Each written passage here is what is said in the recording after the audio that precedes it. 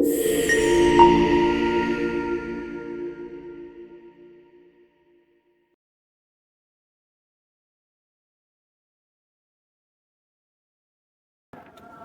hamdalillah nahmaduhu wa nasta'inuhu wa nastaghfiruh wa na'udzu billahi min syururi anfusina wa min sayyiati a'malina may yahdihillahu fala mudhillalah wa may yudlilhu fala hadiyalah. Asyhadu an la ilaha illallah wahdahu la syarikalah wa asyhadu anna Muhammadan abduhu wa rasuluhu alladzi la nabiyya ba'dah. Allahumma shalli ala Muhammad wa ala alihi wa ashabihi wa man tabi'ahum bi ihsanin ila yaumil qiyamah. Amma ba'du. Qala Allah ta'ala fil Qur'anil Karim, a'udzu billahi minasy syaithanir rajim. Ya ayyuhan nasu taqu rabbakumul ladzi khalaqakum min nafsin wahidah wa khalaqa minha zawjaha wa batha minhuma rijalan katsiran wa nisaa wattaqullaha alladzi tasaaluna bihi wal arham innallaha kana 'alaikum raqiba. Hadirin sidang Jumat rahimakumullah, puja dan puji serta syukur mari kita panjatkan kehadirat Zat yang Maha Luhur, Zat yang Maha Ghafur, ya Zat yang sudah semestinya kita dituntut untuk senantiasa terus bersyukur atas seluruh limpahan nikmat yang kalau misalnya kita gunakan alat hitung secanggih apapun, insya Allah tidak akan pernah bisa terukur. Salawat dan salam mari kita curah limpahkan kepada junjunan alam Habibana wa Nabiyyana Muhammad sallallahu alaihi wasallam. Hadirin sidang Jumat rahimakumullah, beberapa bulan belakangan ini kita disibukkan dengan tontonan sebuah berita, beberapa berita yang pada intinya bagaimana kisah seorang anak wallahu alam, anaknya ketika dia melakukan sebuah kesalahan, ternyata dari kesalahan yang diperbuat sang anak tersebut membuka berbagai macam tabir kejahatan yang minimal berimbas kepada orang tuanya. Beberapa orang tuanya langsung mendapatkan bahkan sama dengan anak di penjara atau diproses secara hukum. Kemudian dari berbagai macam itu ternyata sang anak dari apa yang selama ini diperbuat sang anak bisa membuka sebuah hitungan nominal yang teramat sangat besar dari uang-uang negara yang dikorup berkat kelakuan bejat sang anak. Kemudian begitupun banyak istri-istri dari para pejabat atau ASN atau pegawai negeri lah gitu kan, yang menjadi yang mengatur tugas, yang bertugas mengatur negara. Akibat dari apa yang dilakukan oleh sang istri, maka suaminya pun mendapatkan konsekuensi hukum, berujung kepada pemecatan dan terbongkarnya berbagai macam modus-modus kejahatan-kejahatan akibat dari apa yang sudah dipertontonkan oleh istrinya. Hadirin sidang Jumat rahimakumullah, disinilah kita menyadari bahwa innama amwalukum wa auladukum fitnah. Disinilah letaknya bahwa anak yang selama ini seharusnya menjadi qurratu ayun, sumber kebahagiaan kita, sumber kesenangan kita, tetapi di sisi lain anak malah menjadi fitnah buat kita. Bahkan inilah sesuatu yang menjadikan kita sadar bahwa pola asuh yang salah akan menjadikan kita merasakan bagaimana apa yang Allah ancam, la tulhikum amwalukum wala auladukum an dzikrillah. Janganlah harta dan anak-anakmu itu melalaikan kalian dari zikir kepada Allah. Mungkin karena kita betul-betul terpesona dengan apa yang Allah berikan berupa anak dan istri, maka keterpesonaan itu membuat kita lupa sama Allah, sehingga Allah menjadikan saat dia dilupakan, Allah menjadikan istri dan anak-anak tersebut sebagai sumber fitnah. Hadirin sidang Jumat rahimakumullah. Sebetulnya 1 bulan ke depan kita akan merayakan Idul Adha sebagai hari besar kedua setelah Idul Fitri, di mana di dalam peristiwa tersebut kita dipertontonkan dengan sebuah cerminan keluarga ideal, yaitu keluarga Ibrahim. Kalau misalnya kita betul-betul mengikuti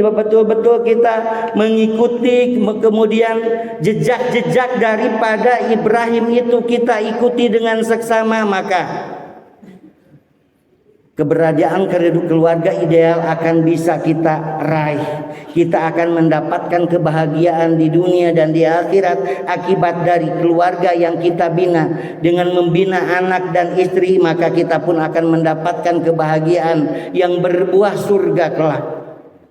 Bagaimana seorang Ibrahim yang pada saat dilahirkannya dia hidup di zaman ketika rezim yang berkuasa saat itu mengeluarkan kebijakan sing saha wae anu ngalahirkeun budak lalaki di masa eta, maka anak lalaki tersebut harus disembelih. Sehingga Ibrahim oleh ibu dan bapak Ibrahim mengevakuasi diri ke sebuah gua, tempat yang sangat terpencil. Dan ternyata ketika dilahirkan adalah seorang bayi laki-laki, maka penjagaan terhadap Ibrahim semakin intensif. Ibrahim tong sampekeun keluar tina eta gua. Kemudian Ibrahim ketika dari mulai masa bayi, ketika dia mulai capetang bicara, dia mempertanyakan tentang keberadaan Tuhan. Siapa ibu sebetulnya Tuhan kita? Tuhan kita itu adalah Namrus. Dia tidak mendapatkan kepuasan dengan jawaban tersebut, sehingga ketika semakin besar dia menyelinap keluar dari gua dan dia menemukan bagaimana indahnya kehidupan di luar gua dibandingkan dengan kehidupan tertutup dan terbatas yang selama ini dia dapatkan dalam pengapnya gua. Dia berkata bahwa ini mungkin Tuhanku ketika melihat matahari yang bisa menerangi seluruh alam dunia dengan berbagai macam cahayanya yang kadang-kadang memberikan rasa panas, kemudian adem ketika mendekati sore. Ketika matahari tersebut terbenam, dia kecewa dan dia terus menyaksikan bulan dan dia mengatakan bahwa inilah Tuhan saya. Ketika bulan pun tiada, maka dia pun kecewa dan dia mengatakan bahwa Tuhanku adalah zat yang maha ada dan tidak pernah tidak ada. Oleh sebab itu ketika Allah memberikan wahyu kepadanya, dia mendapatkan bahwa Tuhan itu adalah zat seperti yang dia anut selama ini. Kemudian ketika dia sudah yakin dengan keberadaan Tuhannya, dia pun mengkritisi keberadaan di sekitarnya, termasuk sang bapak yang bertugas untuk membuat patung dan menjual patung tersebut untuk sembahan. Kemudian dengan sangat berani Ibrahim menghancurkan kumpulan patung yang ada di tengah masyarakat. Kemudian dia pun akibat dari perbuatannya untuk menegakkan kalimat la ilaha illallah, bahwa Tuhan itu adalah zat yang esa yang patut disembah, maka dia pun harus berani dibakar ketika dia menghancurkan patung-patung yang ada di sekitarnya. Tetapi karena keberanian dan kesabaran serta keyakinannya kepada zat yang maha kuasa, ketika dia berdoa kuni bardan wasalaman ala Ibrahim, tececel tebocel, meskipun api yang sangat besar membakar tubuhnya, tidak ada sedikit pun dari bagian tubuhnya yang terluka. Kemudian ketika Ibrahim memasuki berumah tangga, sekian tahun beliau berumah tangga dengan Siti Sarah. Dia sangat berharap untuk diberikan keturunan. Sampai dia menua, dia tetap tidak berputus asa untuk senantiasa menyandungkan doa di setiap malamnya. Rabbi habli minas salihin, ya Allah berikan kami keturunan yang soleh. Dalam ketidakputusasaannya dan dalam kejuhudannya, dalam kesungguh-sungguhannya dia untuk senantiasa memohon kepada Allah diberikan keturunan yang soleh. Akhirnya melalui Siti Hajar beliau diberikan keturunan. Tapi apa?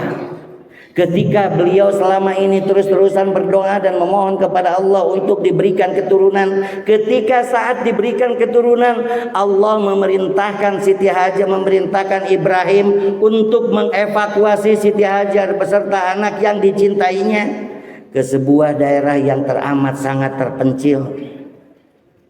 Kemudian dina kaayaan orok beureum anu kakara digubrakeun ke alam dunia, atas perintah Allah Ibrahim harus meninggalkan istri dan anak tercintanya. Pada saat itu Siti Hajar hanya bertanya, apakah Allah yang memerintahkanmu untuk ini wahai Ibrahim? Iya.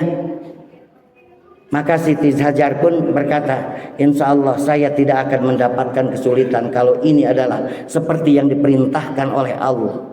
Kemudian ditinggalkanlah Ismail beserta istri kesayangannya.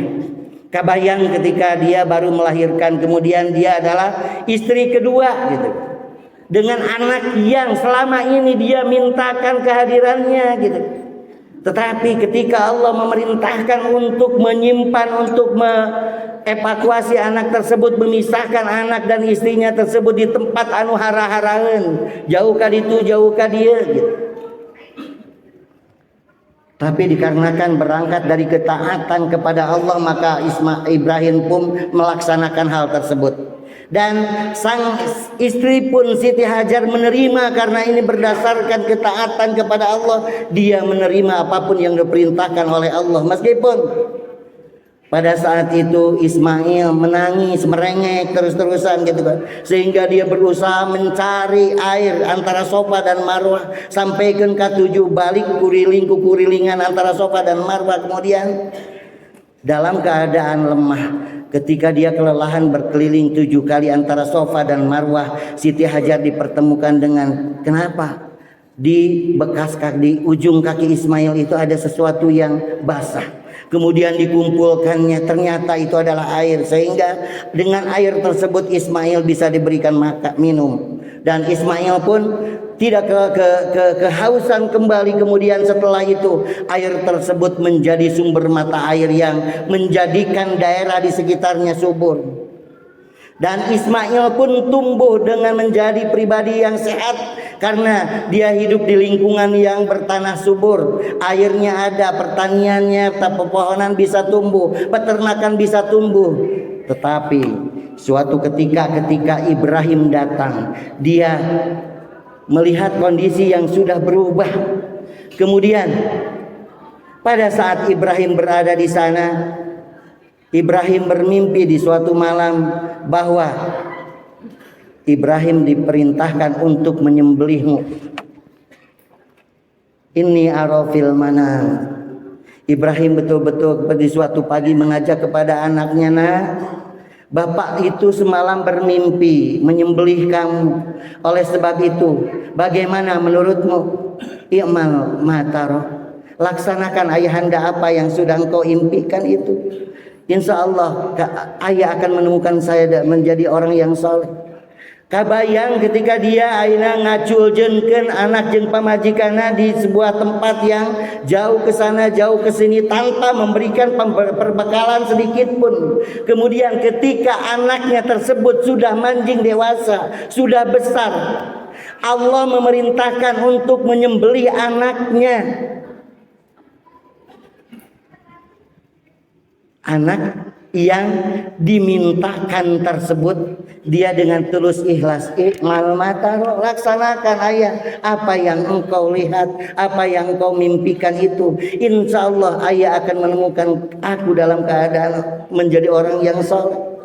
Hadirin sidang jemaah rahimakumullah, begitu besar, begitu banyak hikmah yang bisa kita petik dari peristiwa Ibrahim dan keluarganya.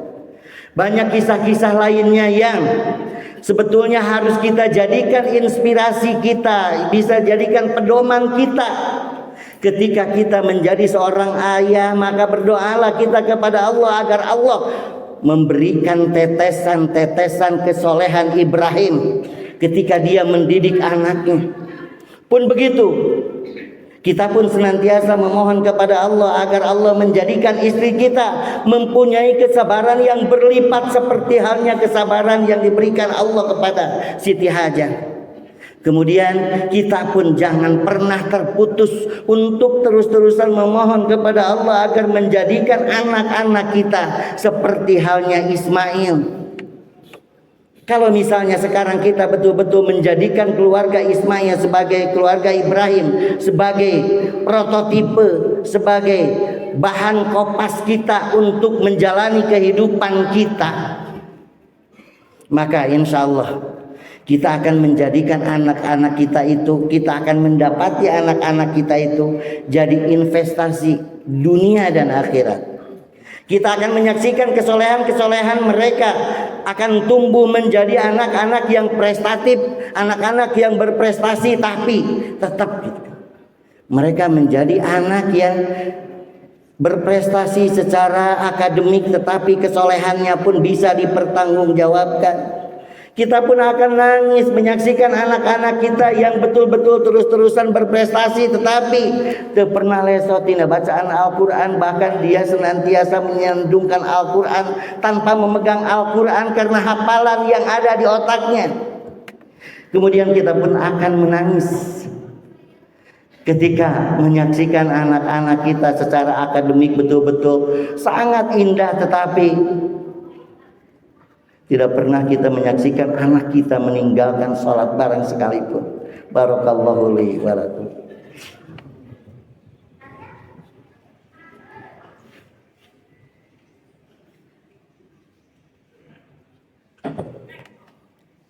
Hamdan wa syukran lillah, salatan wa salaman ala rasulillah. Hadirin sidang Jumat rahimakumullah, perlu kita camkan bahwa apa yang akan kita turuti, apa yang akan kita ikuti dari berbagai macam teori-teori tentang parenting yang bersumber dari barat, daya tamat, trial and error gitu kan. Uji coba ada kalanya betul gitu kan, hanya uji laboratori sungkul gitu kan, tetapi di sini sudah nampak di hadapan kita.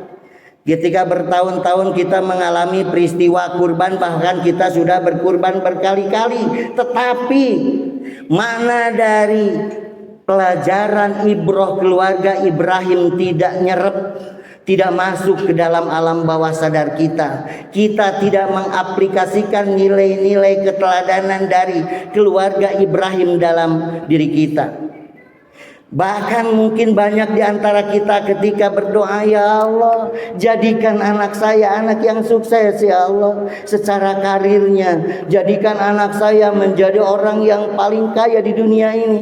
Kita hanya menuntut, memohon kepada Allah dengan mendoakan anak kita untuk hal-hal yang bersifat propan keduniaan wungkul. Sementara tiada yang diharapkan oleh Ibrahim dalam doanya. Ketika Ibrahim mengharapkan Rabbi habli minas shalihin, ya Allah jadikan anak-anak kami anak-anak yang soleh. Ibrahim tidak pernah meminta agar anak-anaknya menjadi raja atau penguasa. Yang dimintakan oleh Ibrahim atas keturunan anak dan keturunannya itu yaitu Rabbi ja'alni muqimas shalah wa min dzurriyyati. Itu yang dimintakan Ibrahim kepada Allah untuk menjadikan anak dan keturunannya itu muqimas shalah, generasi yang senantiasa menegakkan sholat dimanapun dan kapanpun. Rabbi auzi'ni an ashkura ni'mataka allati an'amta alayya wa ala walidayya wa an a'mala salihan tardah. Ibrahim hanya meminta kepada Tuhannya agar Allah menjadikan dia beserta seluruh keturunannya itu hamba yang senantiasa bersyukur. Bersyukur atas seluruh limpahan nikmat Allah yang diberikan kepada dia, dan dimudahkan untuk bisa melaksanakan amalan-amalan soleh. Hadirin sidang Jumat rahimakumullah, disinilah maka berbagai macam peristiwa-peristiwa kedunguan yang nampak saat ini itu adalah sebagai hasil dari pola didik manusia, orang tua yang selama ini hanya nyaah dulang gitu. Dia sudah mengidentikan berbagai macam kekanyaah, kesayangan kepada anak itu hanya berdasarkan dengan pemenuhan materi semata. Kemudian dia pun hanya disibukkan untuk mencari materi itu karena diyakini dengan pemenuhan materi dia bisa menyenangkan istrinya, dia bisa menyenangkan anaknya tanpa ada sedikit pun keterkaitan spiritual di dalam pendidikan anak-anaknya. Oleh sebab itulah ketika yang menjadi orientasi materi bagi orang tuanya akan menghalalkan segala macam cara untuk memenuhi materi-materi itu dengan cara apapun. Pokoknya materi berkumpul dalam keluarga saya. Pun begitu dengan anak-anaknya.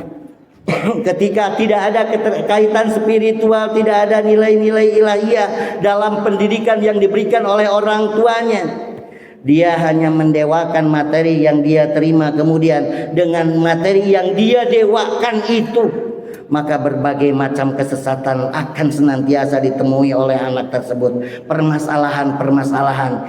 Kemudian prikemanusiaannya pun senantiasa hilang ketika semuanya tergeser oleh nilai-nilai material, nilai-nilai yang hanya bersifat keduniaan semata. Hadirin sidang Jumat rahimakumullah.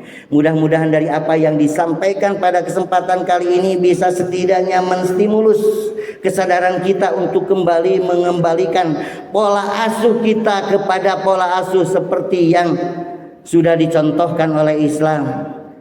Bagaimana gambaran ideal keluarga Ibrahim dari seorang Ibrahim yang mendapatkan gelar Khalilullah, Abul Anbiya, bapaknya para nabi. Kemudian Siti Hajar, Siti Sarah yang penuh dengan kesolehan. Dia betul-betul menjadi istri yang solehah. Dia akan senantiasa melaksanakan apapun asal ini adalah perintah Allah tanpa ada protes sedikit pun. Meskipun dia harus dibuang jauh-jauh, meskipun dia harus menyaksikan anak yang dicintainya anu diurusku sorangan, teu dibiayaan ku bapana, pas geus gede bapana rek mencit anakna. Dikarenakan dia yakin bahwa ini adalah perintah Allah, maka naluri keibuannya pun hilang, kalah oleh ketaatannya kepada Allah. Kemudian output dari inung bapak anu memberikan pendidikan yang terbaik kepada anaknya hanya berdasarkan perintah Allah. Ismail menjadi sosok seorang anak yang betul-betul yang taat ka indung, taat ka bapak, taat ka pangeranna. Anak yang betul-betul bisa menjadikan investasi ukhrawi buat orang tuanya. Hadirin sidang Jumat rahimakumullah. Baiklah, di akhir khutbah ini kita tundukkan hati dan kepala kita sejenak, seraya kita membersihkan diri dari berbagai macam amradul qulub, berbagai macam penyakit hati yang bersamayam dalam diri kita, agar Allah bisa secepatnya mengabulkan apapun yang kita inginkan dan kita mohonkan. Bismillahirrahmanirrahim. Alhamdulillahirabbil alamin, hamdan na'imin, hamdan syakirin, hamdan yuafi ni'amah wa yukafi mazidah. Ya Rabbana lakal hamdu kama yanbaghi li jalali wajhikal karim wa azimi sultanik. Ya Allah, ya Rabbana, kami bersyukur atas seluruh limpahan nikmat yang telah Engkau berikan kepada kami, ya Allah. Dengan nikmat sehat, dengan nikmat afiat, sehingga kami masih bisa melaksanakan apapun yang Kau perintahkan, dan kami pun masih bisa menjauhi apapun yang Kau larang kepada kami, ya Allah. Oleh sebab itu, jagalah kami dari berbagai macam wabah dan musibah, ya Allah. Selamatkan kami dari berbagai macam kecelakaan, ya Allah. Lindungi kami dari berbagai macam sakit dan penyakit, ya Allah. Sembuhkan siapapun di antara kami yang saat ini sedang sakit, ya Allah. Sembuhkan ibu bapak kami, ada anak-anak kami, ada kakak kami, guru-guru kami yang sedang Kau uji dengan sakit dan penyakit, dengan kesembuhan yang sempurna, dengan kesembuhan yang paripurna, dengan kesembuhan yang tidak diikuti oleh sakit dan penyakit susulan, ya Allah. Ya Allah, ya Rabbana, kami memohon kepadamu, ya Ghafur, agar Engkau mengampuni seluruh dosa dan kesalahan kami, ya Allah. Ampuni seluruh dosa dan kesalahan kami, ya Allah. Ketika Engkau kisahkan bagaimana dahsyatnya siksa di berbagai macam neraka, hanya untuk membaca dan mendengarnya kami tidak sanggup ya Allah. Oleh sebab itu ampuni kami ya Allah, ampuni kami ya Allah. Kami pun memohon agar Engkau mengampuni seluruh dosa dan kesalahan ibu bapak kami ya Allah. Ampuni seluruh dosa dan kesalahan ibu bapak kami ya Allah. Sayangi mereka seperti halnya mereka menyayangi kami di waktu kecil ya Allah. Untuk orang-orang yang telah lebih dahulu Engkau panggil menghadap-Mu ya Allah, nenek kakek kami, ibu bapak kami, saudara-saudara kami, terimalah iman Islamnya ya Allah. Terimalah iman Islamnya ya Allah, terimalah iman Islamnya ya Allah. Ampuni seluruh dosa dan kesalahannya ya Allah. Ampuni seluruh dosa dan kesalahannya ya Allah. Cucilah berbagai macam dosa dan khilafnya dengan berbagai macam air yang suci dan mencucikan ya Allah. Ya Allah ya Rabbana, kami memohon kepadamu ya Qadir ya Qadir, dengan kuasamu jadikan keluarga kami keluarga yang sakinah mawaddah warahmah ya Allah. Keluarga yang di dalamnya bapak-bapaknya berperan seperti halnya Ibrahim, ibu-ibunya berperan dengan mentalitas Siti Hajar, dan anak-anak kami menjadi anak-anak saleh sesoleh Ismail ya Allah. Ya Allah ya Rabbana, jadikan keluarga kami keluarga yang sakinah mawaddah warahmah ya Allah. Keluarga yang di dalamnya kami didik dan kami bina generasi Qur'ani, penghafal dan pengamal Qur'an ya Allah. Ya Allah ya Rabbana, jadikan keluarga kami keluarga yang sakinah mawaddah warahmah, yang di dalamnya kami didik dan kami bina generasi muqimah shalah, generasi yang senantiasa menegakkan salat dimanapun dan kapanpun ya Allah. Dan kumpulkan kami beserta orang-orang yang kami cintai, beserta anak dan keturunan kami di sorgamu yang penuh dengan kesenangan dan tidak pernah ada akhirnya ya Allah. Allahumma inna nas'aluka salamatan fid din wa afiatan fil jasadi wa ziyadatan fil ilmi wa barakatan fil rizqi wa taubatan qabla al maut wa rahmatan 'indal maut wa maghfiratan ba'dal maut. Allahumma hawwin 'alaina fi sakaratil maut wan najata minan nari wal 'afwa 'indal hisab. Rabbana ma khalaqta hadza batila subhanaka faqina 'adzabannar. Rabbana la tuzigh qulubana ba'da idh hadaitana wa hab lana min ladunka rahmah innaka antal wahhab. Rabbana atina fid dunya hasanah wa fil akhirati hasanah wa qina adzabannar. Subhana rabbika rabbil izzati amma yasifun wa salamun alal mursalin walhamdulillahi rabbil alamin. Assalamualaikum warahmatullahi wabarakatuh. الله أكبر الله أكبر أشهد أن لا إله إلا الله أشهد